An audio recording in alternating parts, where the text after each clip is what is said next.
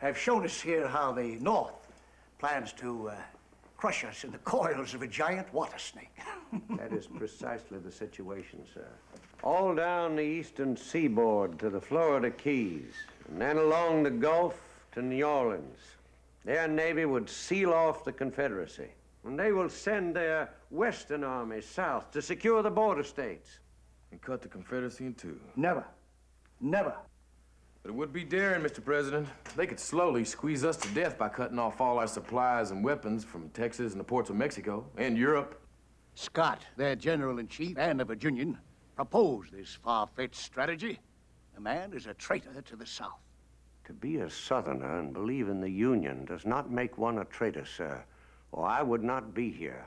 I realize that you turned down Lincoln's offer to command the Yankee armies, General Lee, but I had no idea. Mr. President, I believe secession is unconstitutional, and slavery is a moral and political evil in any society. And why have you joined us?